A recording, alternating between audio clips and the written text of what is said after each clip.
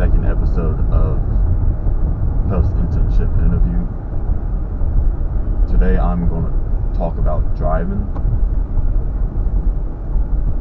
like what my thoughts are about me driving, people driving, and all the other stuff. Because what kind of made me think about talking about this topic was about a week ago from recording this. There was like some 80-year-old woman that caused like a 5-car pileup. And I don't know the full details because it's been almost, like I said, almost a week since I've really looked at it. But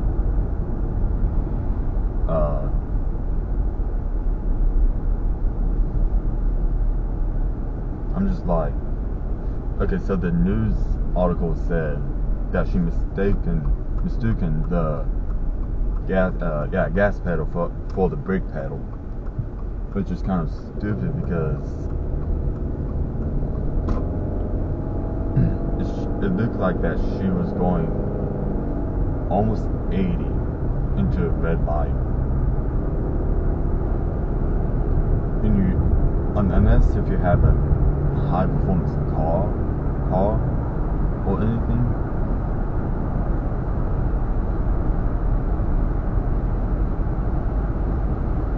I don't understand how you can get up to 80 miles an hour in less than 100 feet.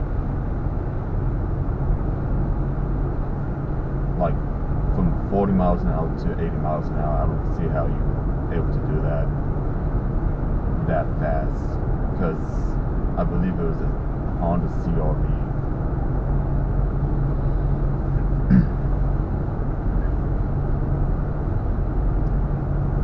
Which is crazy.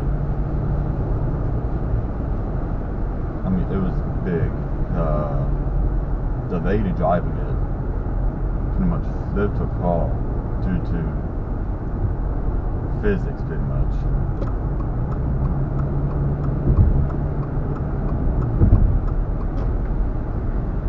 I think another two tipped, and then the rest just kind of like spun around and just got hit.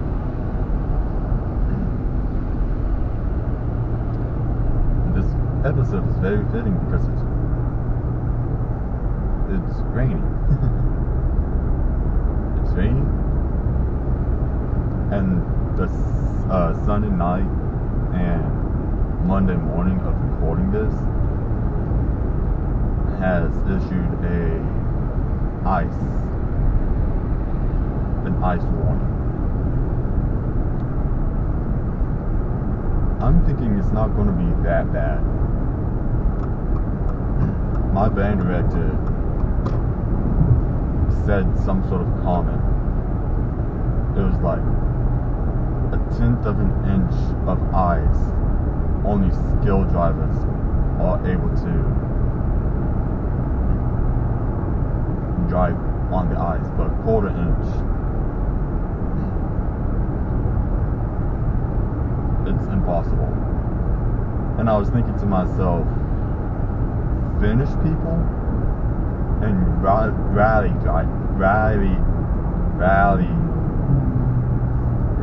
drivers. I mean, yeah, with special tires, but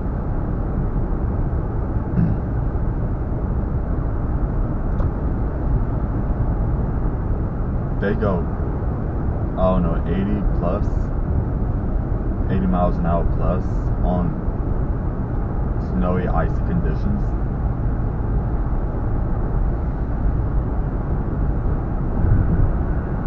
I mean, from what the radar looks like, it kind of, there is a definite cold front coming in. But I don't think it's going to be enough to close schools. But then again, I'm in the South. We don't drive in that weather. Oh, I was pointed up. Get down to my left real quick. I live in the South. Yeah, I live in the South. So we don't get that type of weather very, very often. Unless if you're in the snowy Appalachians. Yeah, correct, mountain range. Snowy Appalachians.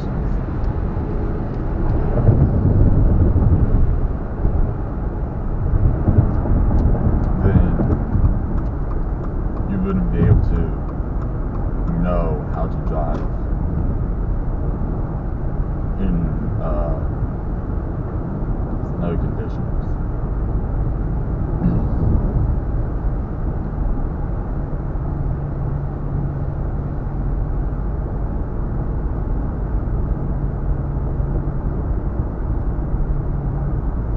Talking about certain type of driving conditions.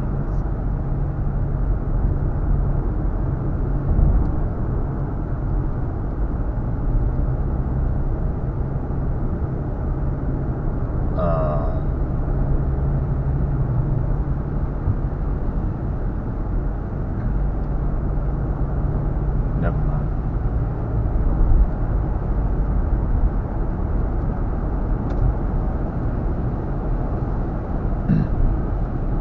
Driving tests are way too easy.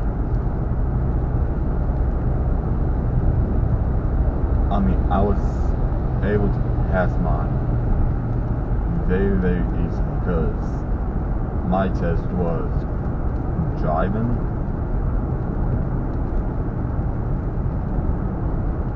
into the neighborhood and out of the neighborhood with very, I would say it's like a 10th, 15th of a mile from where the DMV was to that neighborhood. There's about 10th to 15th of a mile. And we had to pretty much make a left turn out of the DMV, then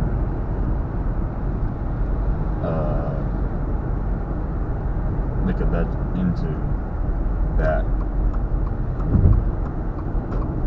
neighborhood. Then pretty much follow the driving instructors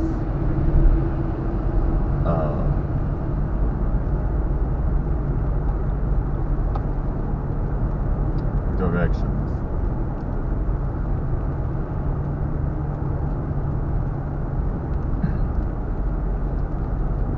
And that was super, super easy. The DMV I went to, there was not an interstate nearby, so couldn't really do much interstate driving. Then, of course, city driving. I think the neighborhood portion was trying to imitate that. There was no traffic. Look at that green light. Go.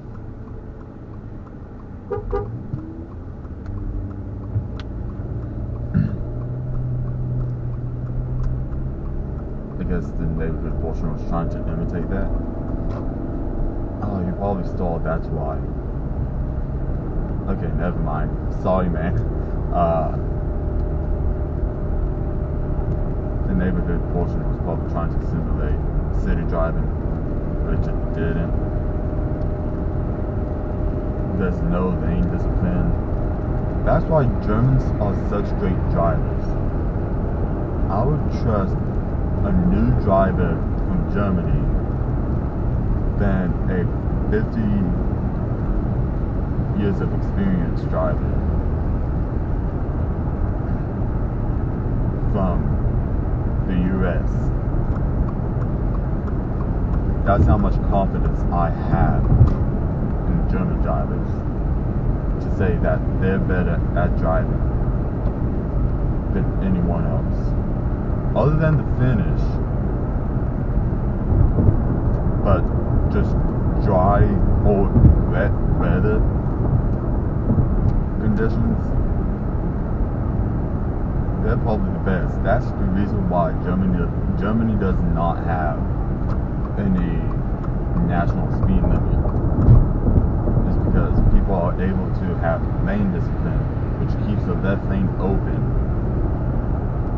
And then by having the left lane open, it's one, safer for ambulances to get by people, and two, for faster drivers to actually pass. They don't teach lane discipline in the US, which is sad, because I've seen so many people in my 2 years of driving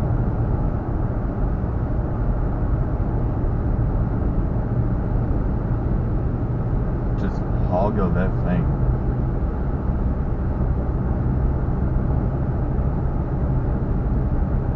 Because this morning on the way to my internship,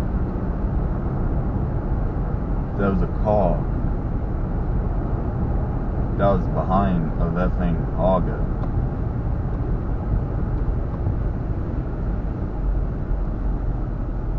And I could see the car that was getting mad use her hands to be like, okay, which way are you gonna go?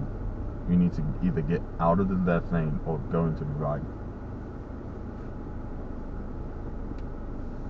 And I was like, that's kind of not the mentality to have. Because I've heard it been said, driving is not a right, it's I forgot what it was. It's not a right, it's I forgot the second thing. Probably put it in edit. Again, minimal edits for this series. I'll probably put it in the edit, just text, because I completely forgot the saying. It's driving is not a right. It's not will, something like that. Though.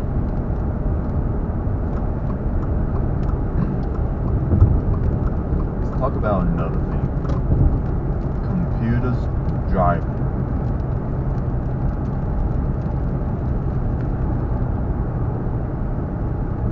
If people don't know how to control a car and a slide, they shouldn't be able to drive.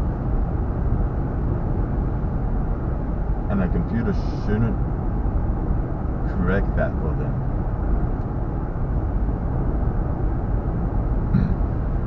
I mean, for high horsepower cars or for big rig skinny tire cars, yes, ABS and traction control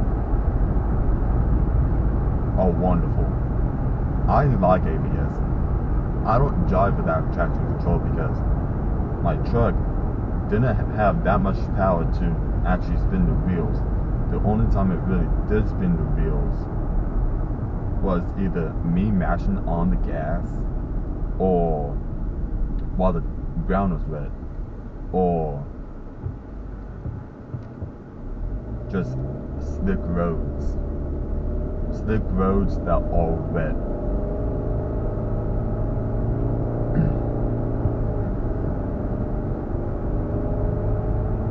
And that's the only time I've actually accidentally spun my wheels. Almost every other time I've spun my wheels, it's on purpose.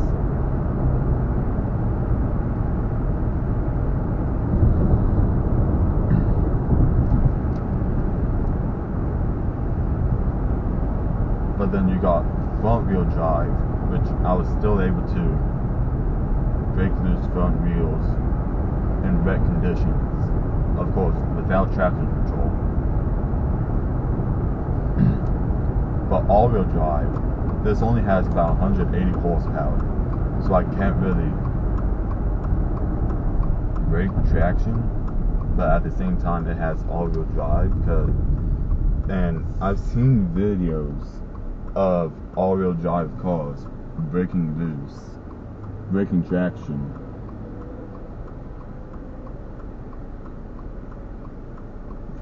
From a launch, like drag cars and stuff. And I'm pretty sure Rob Dahm was able to do an all-wheel drive burnout as well. I mean, yeah, there's been all-wheel drive burnout builds, but that's the first person to come to mind that I believe did an all-wheel drive burnout.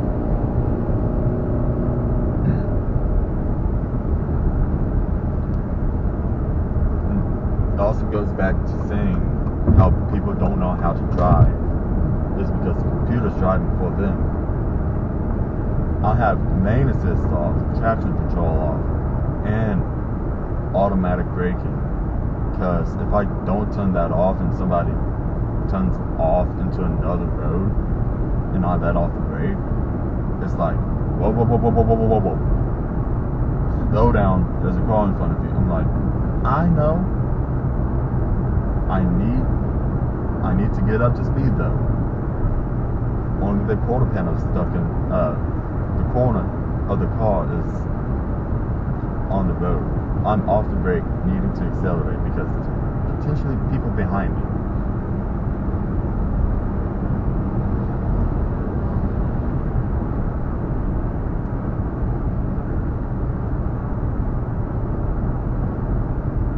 And it's kind of frustrating because ABS, I love ABS because you lock up your wheel, say if you don't know how to correct for that, which all you have to do is let off the brake some, but I only know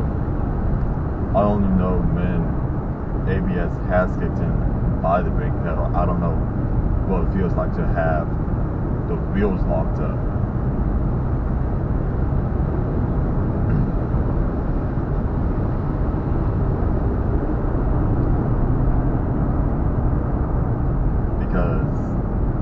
I'm pretty sure the wheels locked up are different from ABS kicking in.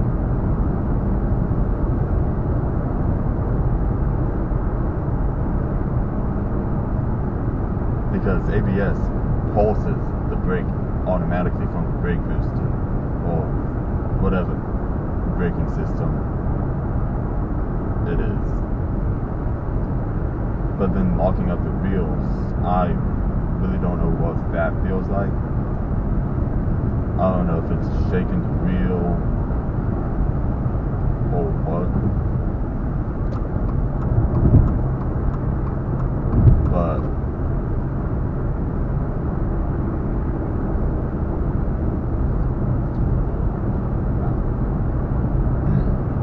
I guess that's my rant on today's episode.